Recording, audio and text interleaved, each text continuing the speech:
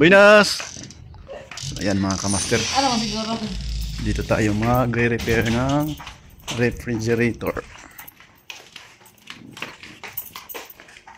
So yan, ito yung i-repair natin.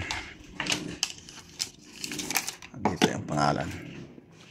Ayan, Panasonic inverter. So hinatulan to ng unang gumawa, unang nag-check, preyon daw. So tingnan natin kung tama ba kung preyon. Ayan, pang December na to. Magagamit. Sana ma-repair natin to. Check natin yung compressor kung ilang resistance. So yung compressor ito. So tatanggalin muna natin yan. Ayan mga master, i-check na natin. Dahil wala tayong cameraman, so mag-isa tayo. So i-check natin to.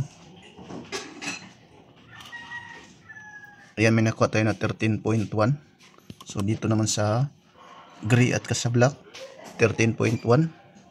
Din dito naman sa gray, black, white at sa black. So ayan, 2.8. parang hindi pareha. Check natin ulit. Ayan, mukhang hindi pareha yung isa. Patay tayo nito, baka sira din ang compressor.